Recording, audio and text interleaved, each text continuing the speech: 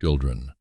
She was the last person anyone in Leadville, Colorado wanted to see at the victory celebration, and every single one of them made sure she knew it.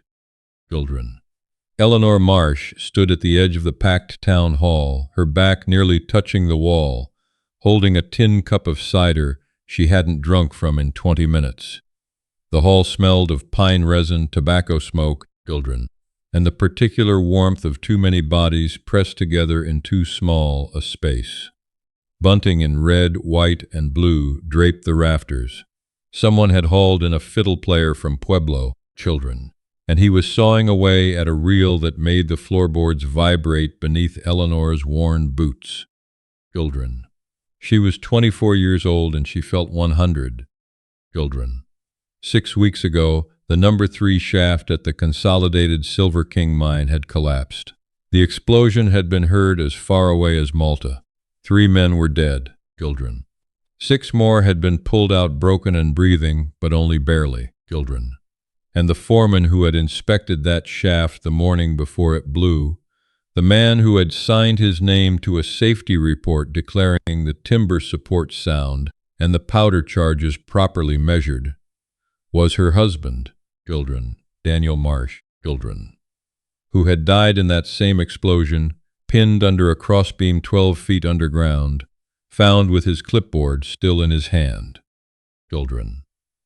The town of Leadville had decided, with the swift and merciless certainty that only small communities can manufacture, that Daniel's carelessness had killed those men. Worse, some of the louder voices at the Monarch Saloon had begun suggesting it wasn't carelessness at all. That maybe Daniel Marsh had been drunk on duty. That maybe he had rushed the powder charges because he was behind on his quota, children. That maybe his young wife, who had come to Leadville from Cincinnati with no family and no connections, had been living on borrowed time since the day she arrived. Children. Eleanor had buried her husband in the frozen ground of the Lake County Cemetery. She had attended the funerals of the 3 dead miners, standing at the back, her veil down, because the widows of those men had made it clear, through their silence, through the way their bodies turned like weather vanes facing away from the wind, that she was not welcome to stand near them. Children. She had done all of this without crying in public. She was not entirely sure why. Pride, perhaps, or maybe she had simply run out of the kind of softness that crying required. Children. Tonight the town was celebrating the reopening of the number 3 shaft under new management. The Consolidated Silver King had brought in a new contractor from Denver. There were speeches, children. There were handshakes, and Eleanor had come because her landlord, a square-faced woman named Mrs. Pruitt, had told her flatly that not showing her face would only confirm what people were already saying. Children. Come, stand in the corner, be invisible, and they'll leave you alone. Children. So far, Mrs. Pruitt had been approximately half right. Children. Clara Hendricks, the wife of the mine's chief surveyor, had already walked past Eleanor twice, both times with her chin tilted at an angle that required architectural precision to maintain. The wife of Alderman Boone had made a point of gathering her children close when Eleanor moved to refill her cup at the punch table, as if poverty or widowhood might be catching. Children. And old Reverend Moss had looked directly at Eleanor, then deliberately turned his gaze to the far wall, which Eleanor found, in a bleak and private way, almost impressive in its commitment. Children. She was thinking about leaving, calculating whether she had stood here long enough to satisfy Mrs. Pruitt's requirement when the front door opened. Children. The fiddle player didn't stop. The conversation didn't halt. But something shifted in the room, a subtle redistribution of attention, the way a school of fish moves when a shadow passes over the water. Children. The man who stepped inside was not from Leadville. Eleanor knew this the way you know things about mountains, not because anyone told you, but because the evidence was simply there. He was tall, children, somewhere north of 6 feet, wearing a long oilskin coat that had seen years of serious weather. His boots were the heavy lace-up kind that miners from the deep country wore, but his hands, children, when he pulled off his leather gloves, were not a miner's hands. They were careful hands, still hands, children, the kind that had learned patience from long practice. He had dark hair going gray at the temples, a jaw that hadn't met a razor in several days, and eyes the color of creek water in November, that particular gray-green that has no warmth in it but sees everything clearly. Children. He stood in the doorway for a moment and looked at the room the way a man reads a map, quickly and without sentiment. Children. Then his gaze moved to the far wall. Children. It moved to Eleanor. Children. She looked away.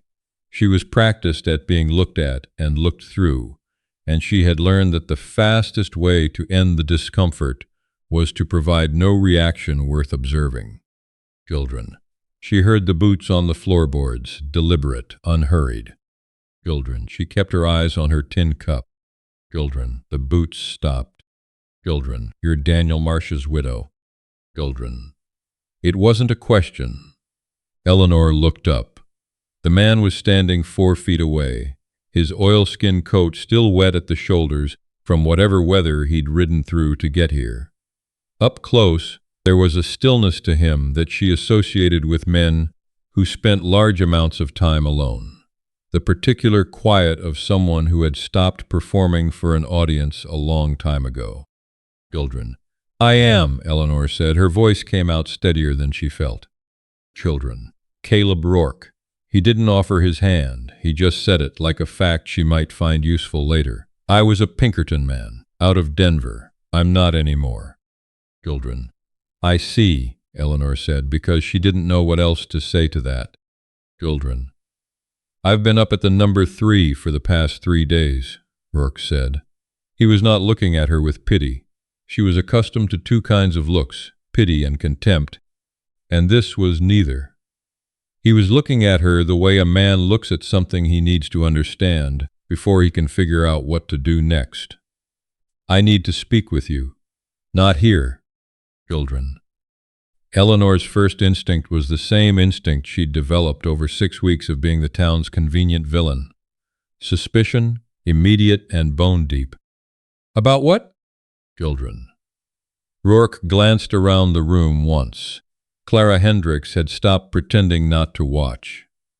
2 men near the punch table had angled themselves in that particular way that meant they were listening without appearing to listen.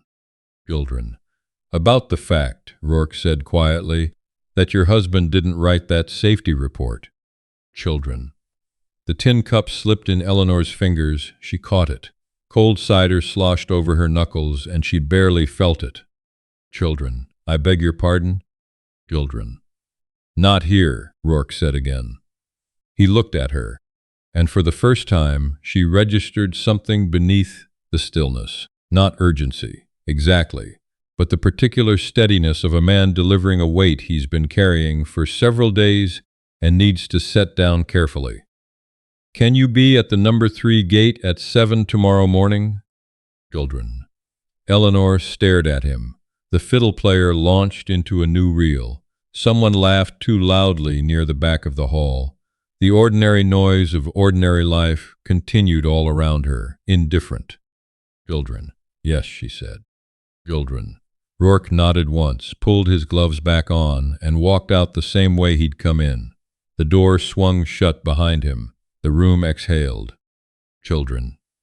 Eleanor stood against the wall for another 40 minutes, with her cold cider, watching the victory celebration continue around her, and felt something she hadn't felt in 6 weeks shift in her chest.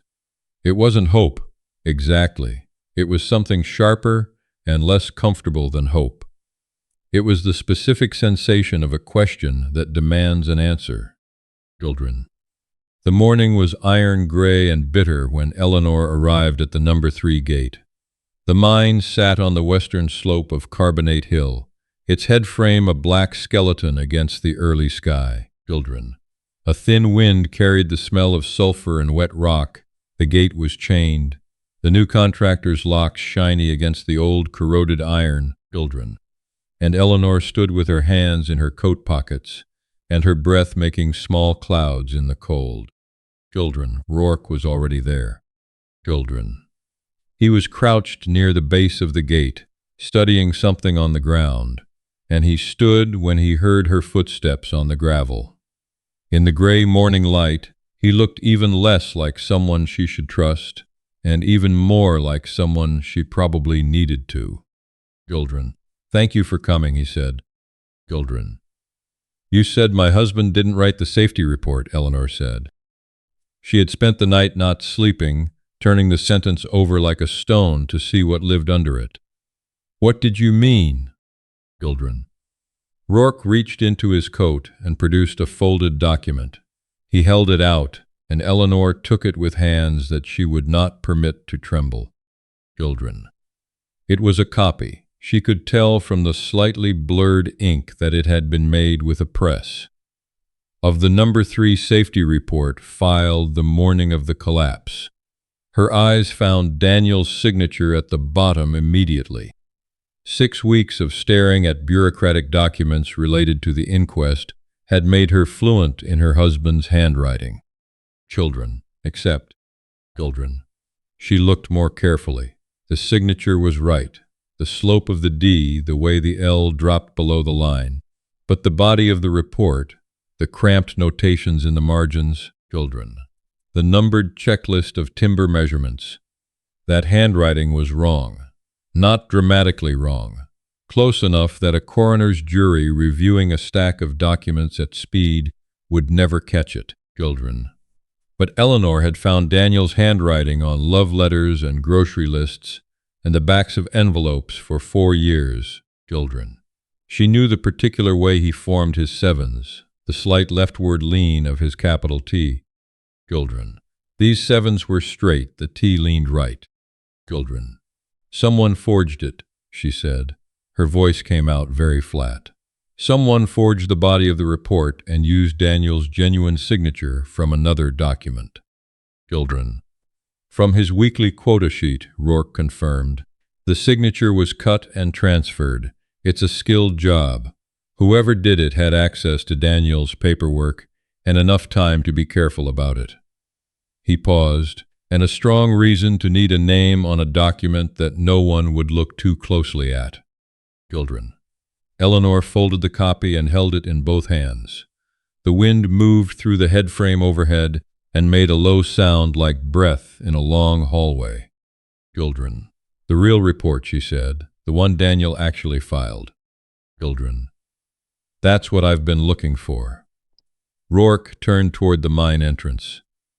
3 days ago, when I was doing the structural assessment for the new contractor, I found something in the foreman's equipment locker. The lock had been broken from the inside, meaning someone had been in a hurry leaving, not entering. He looked at her over his shoulder. I want to show you something. Can you go underground? Children. Eleanor thought of Daniel going underground every morning for 2 years, coming home with rock dust in his beard and silver ore grime under his fingernails, bringing her coffee in bed on Sunday mornings, because she was not, he had always said, a person to be attempted before 9 o'clock. Children. Yes, she said. Children. The lamp Rourke gave her was a good one, a carbide lamp that threw clean white light rather than the guttering orange of the older oil lamps. He led her down the main drift. Children.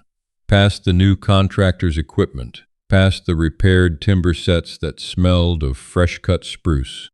The collapse had been in a lateral tunnel off the main shaft. Children.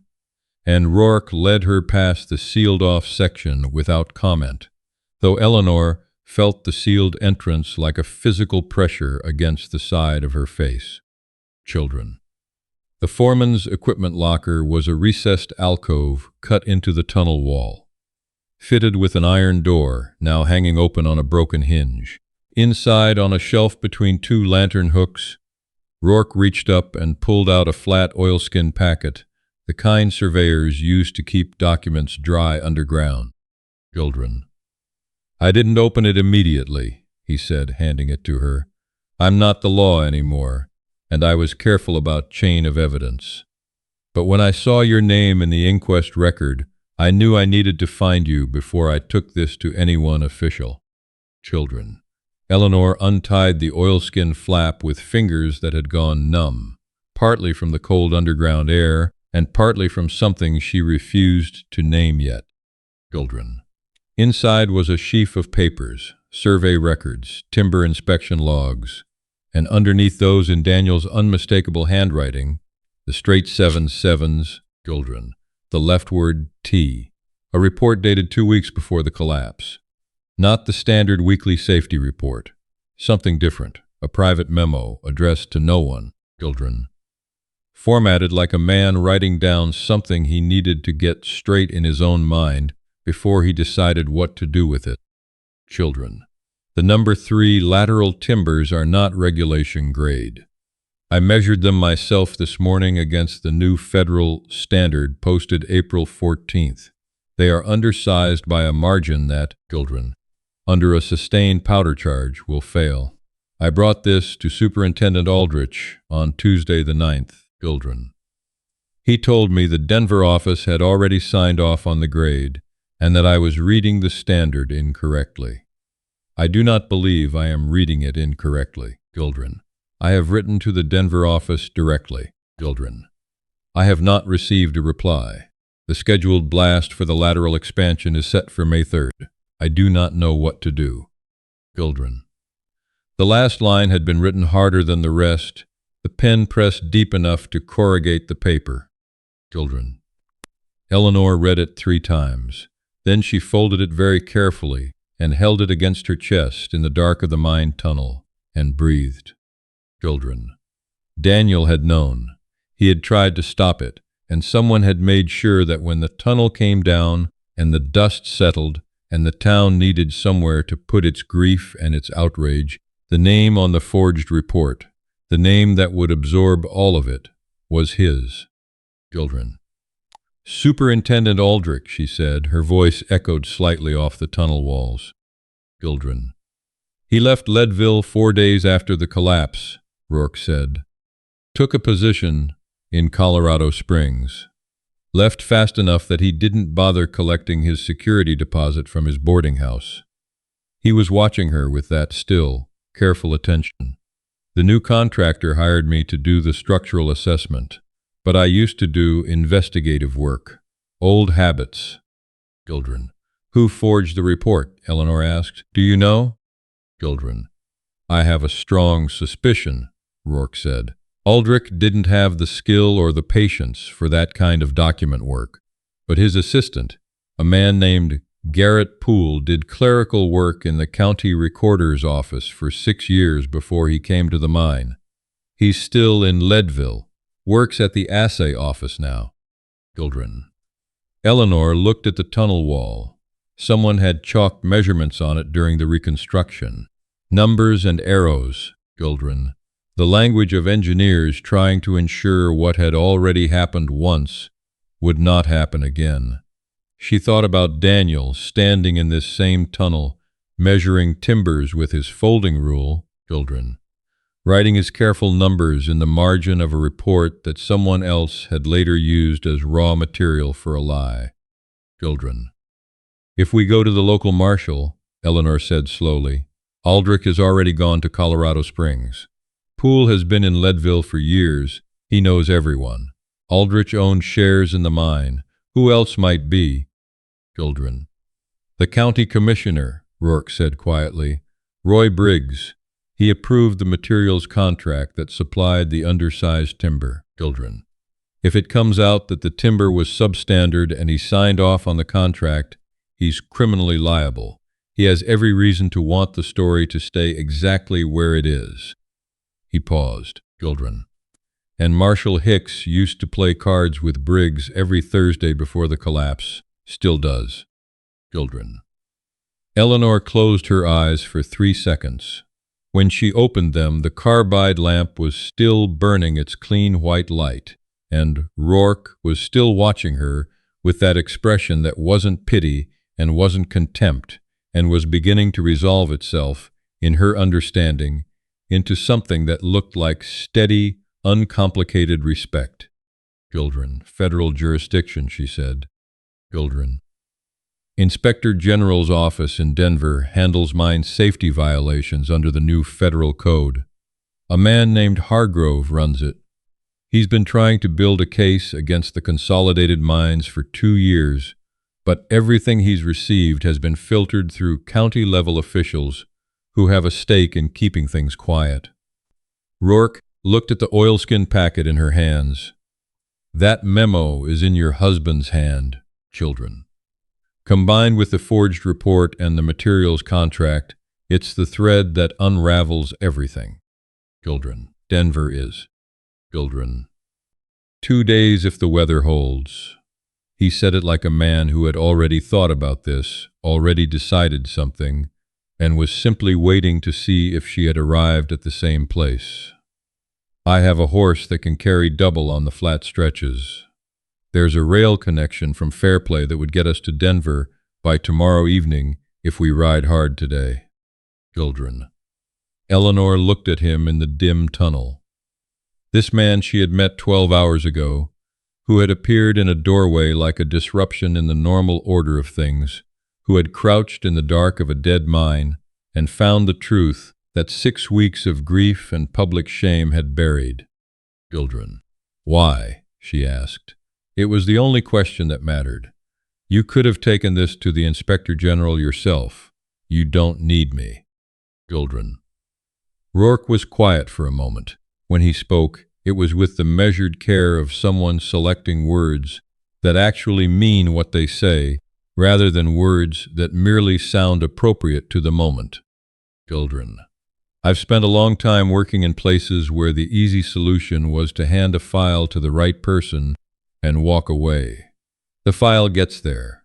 Maybe something happens, maybe it doesn't. Children. Nobody remembers who carried it. He looked at her. Your husband wrote that memo because he knew something was wrong, and he couldn't make himself do nothing about it. Children. Even when doing nothing would have been safer. He deserves to have his name cleared by someone who won't walk away. Children. Eleanor did not cry. She thought about crying. In the abstract way, you think about putting down a weight you've been carrying for long enough that you've forgotten it's supposed to be temporary. But she didn't. Children. Let's go, she said instead. Children. They were 2 miles east of Leadville, pushing hard up the pass road toward Fairplay, when Eleanor heard the hoofbeats. Children. She twisted in the saddle. 3 riders, coming fast out of Leadville, following the same road. At this distance, in the thin October light, she couldn't make out faces, but one of the horses was gray, and Poole, she had seen him twice from a distance since the inquest, rode a gray horse. Children. They know, Rourke said, not looking back. He had heard it before she had. Poole would have noticed the equipment locker. He's been checking it. He pressed the horse faster. Hold on. Children. What followed was not dramatic in the way that danger is dramatic in stories told afterward. It was simply fast and cold and frightening in the practical, specific way that real danger is frightening. The road narrowing as it climbed, the horse breathing in great steam plume exhales, the hoofbeats behind them neither gaining nor falling back, holding a steady, terrible distance. Children. Rourke did not push their horse to breaking. He knew the terrain. Eleanor understood this from the way he made small adjustments she wouldn't have thought to make, taking the inside of curves, choosing footing on the frozen road with a precision that suggested he had ridden this pass before and in worse conditions. He was thinking 3 moves ahead of the moment they were in. Children. A mile below the Trout Creek summit, where the road bent sharply, around a granite outcropping, and temporarily blocked their pursuers' line of sight, Rourke turned the horse off the road onto a game trail that dropped into a stand of aspen, the white trunks close together and the dead leaves still clinging, papery and gold. He pushed deep enough that the road was invisible. then stopped, held still. Children. Eleanor held still beside him. She could hear her own pulse. Children. The hoofbeats reached the bend, slowed.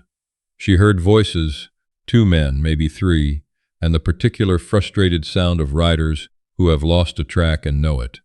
A long pause. Then the hoofbeats moved on, continuing up the road toward the summit faster now, assuming their quarry had kept to the main route. Children.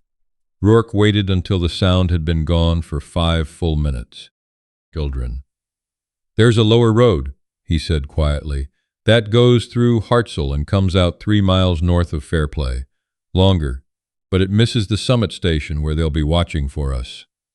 He glanced at her. You all right? Children. Yes, Eleanor said. She meant it. Children.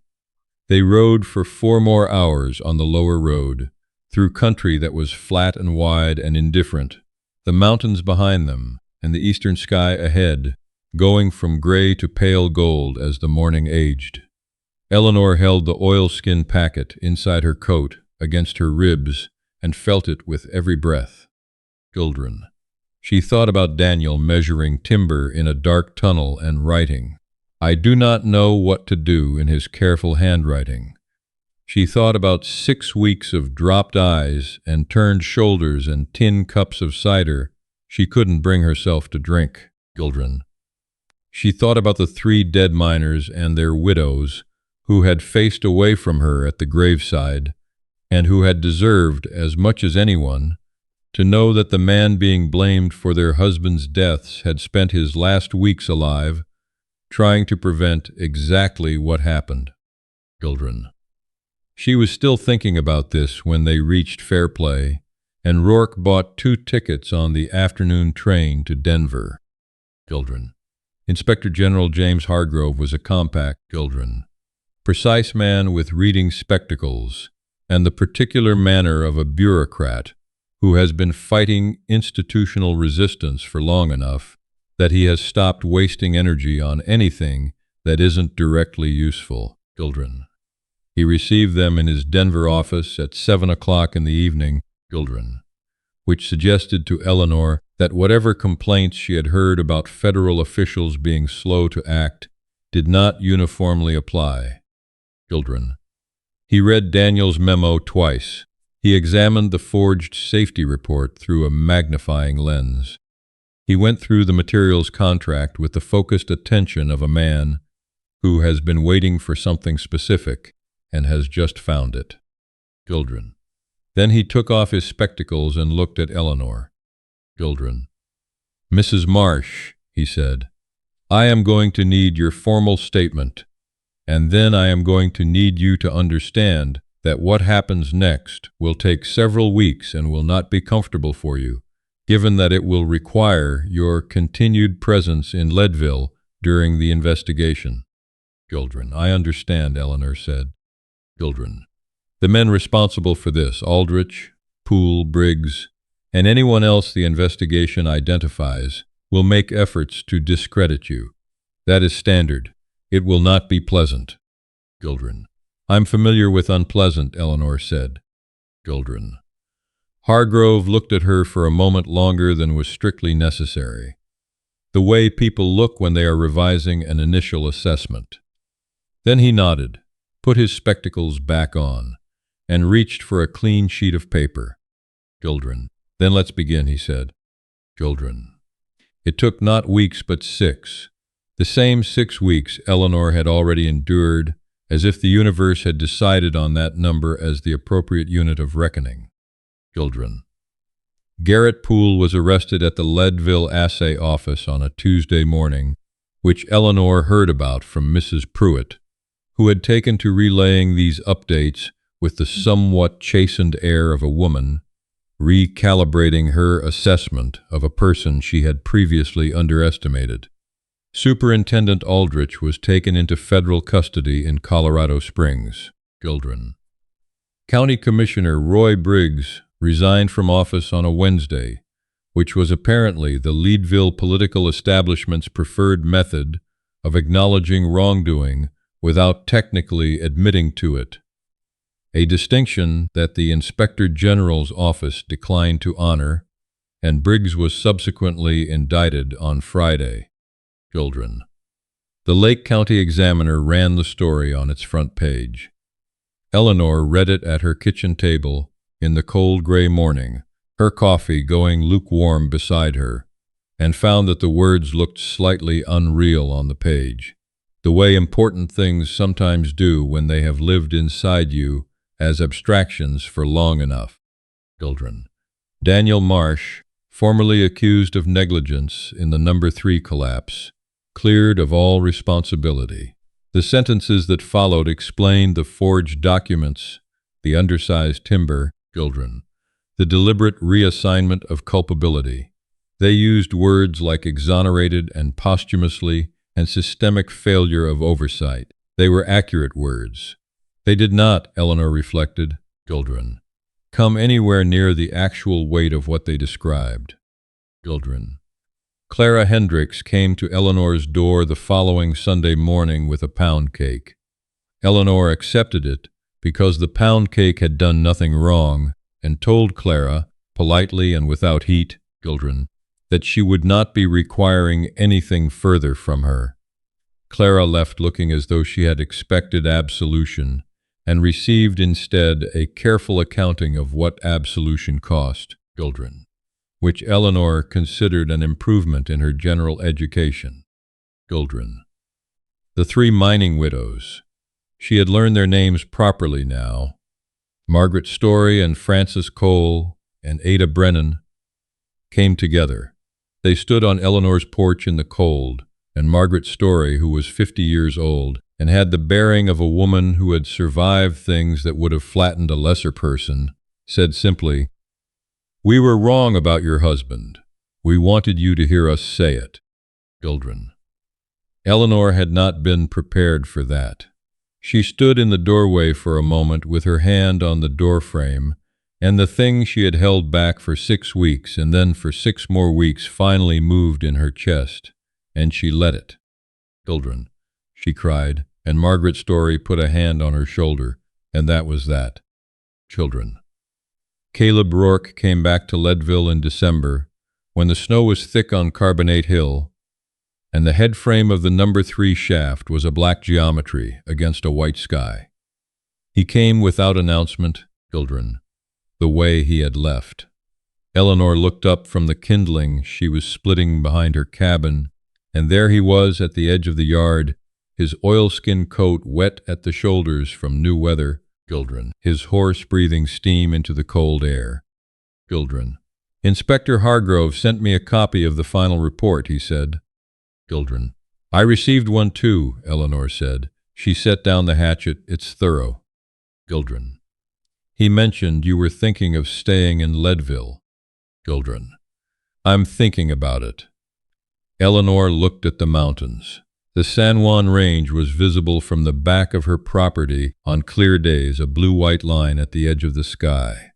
"I have no particular reason to go back to Cincinnati, and I have some unfinished business here." Children. Rourke looked at her.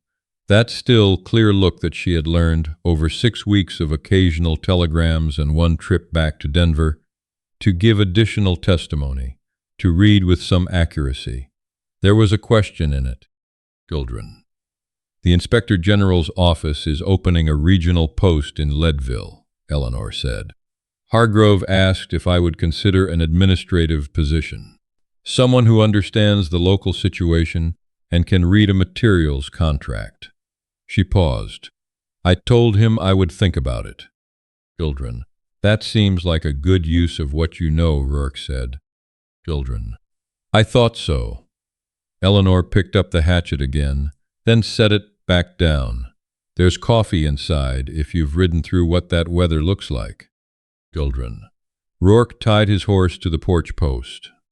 He took off his hat when he came through the door, the way Daniel always had. And she noticed this without grief and without guilt, just as a simple true thing that was true. Children. She put the coffee on. Children. Outside, the wind moved through the old aspen stand at the edge of her property, and the bare branches made their particular winter sound, dry and clear, like the sound of things that have shed what they no longer need and are waiting, with patience, for what comes next. Children. Eleanor poured 2 cups and sat down at her own table, in her own kitchen, in the town that had tried to make her a ghost and had discovered, to its general inconvenience, that she was not. Children. She had stopped being a victim somewhere on a frozen road below a mountain pass, holding a dead man's truth inside her coat. She wasn't entirely sure what she was becoming instead, but she found, for the first time in a long time, that she was curious to find out. Children. I keep thinking about the moment Eleanor stood in that dark tunnel, holding her husband's memo against her chest, reading the words "I do not know what to do" in Daniel's handwriting. That line stays with me, children, not because it's a confession of failure, but because it's the most honest thing a decent person can write, when the system around them is rotten and the path forward is genuinely unclear. Children. Daniel knew the timbers were wrong. He measured them himself. He went to his superintendent. Children. He wrote to Denver. He did every right thing available to him, and it still wasn't enough to stop what happened. That's the part nobody wants to sit with, because it's uncomfortable. Doing the right thing doesn't guarantee the right outcome. But it does leave a record, and records, it turns out, are harder to kill than people. Children. What strikes me about Eleanor isn't the moment she became brave. It's that she was never not brave. She showed up to that victory celebration knowing exactly how the room would treat her. Children. She stood against that wall with her cold cider and her spine straight, and she didn't leave early, didn't make a scene. Children. Didn't collapse under the weight of 6 weeks of being publicly blamed for something her husband didn't do. That's not stubbornness, children. That's a kind of moral clarity that most people only discover they have when it's already too late to need it. She knew who Daniel was. She held on to that knowledge even when an entire town was trying to replace it with their version of events. Children. And then Caleb Rourke walked through a door and said, "Your husband didn't write that report." And everything that had been frozen started to move again. Children. I think about what it takes to do what Rourke did, not the riding through bad weather or the standoff on the mountain road, but the earlier, quieter thing.